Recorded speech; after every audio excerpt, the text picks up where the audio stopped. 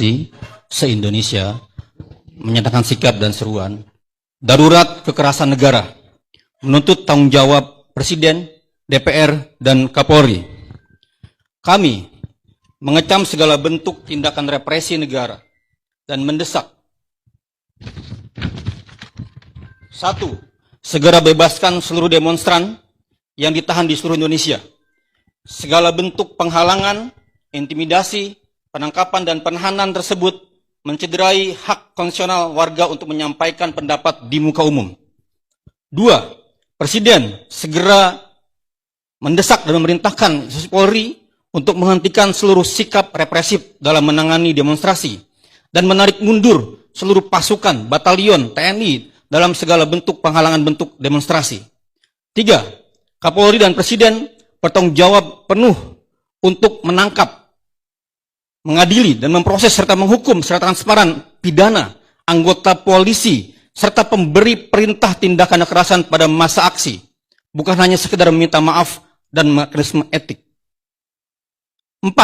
Presiden perlu membentuk tim independen untuk melakukan penyelidikan dan penyidikan terhadap semua pelaku kekerasan terhadap masa aksi 28 Agustus 2025. 5. Kapolri wajib mundur atau Presiden segera mencopot Kapolri Listio Sigit Prabowo sebagai Kapolri yang gagal mengubah watak represif dan militeristik Polri. 6. Tidak hanya Kapolri, institusi atau kelembagaan Polri harus dievaluasi dan direformasi secara menyeluruh atau total.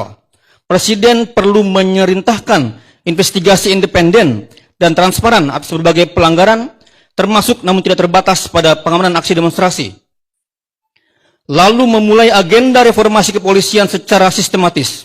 Sudah saatnya kepolisian dipaksa berubah menjadi lembaga profesional, akuntabel, demokratis, dan jauh dari abuse of power. 7.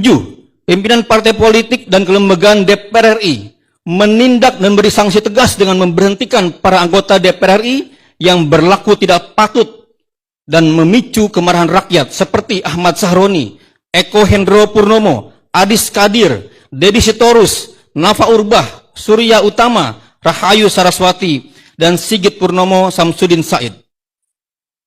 8. Presiden dan DPR segera penuhi tuntutan warga, mulai dari atasi krisis lapangan kerja, batalkan rancangan KUHP, hentikan semua program strategis nasional maupun program pemerintah yang merusak lingkungan dan merampas hak hidup masyarakat adat.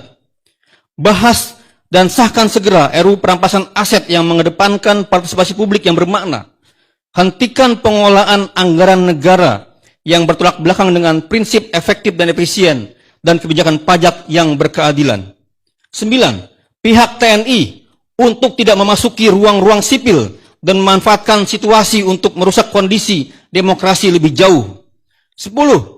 Komnas HAM jangan hanya diam dan perlu segera melakukan penyelidikan pro justisia atas dugaan kejahatan kemanusiaan, pelanggaran HAM serius, extrajudicial killing, atau penggunaan kekuatan berlebih dalam insiden penabrakan pengemudi ojek online dan kendaraan BRIMOB saat demonstrasi di Jakarta, serta kekerasan-kekerasan lainnya saat demonstrasi.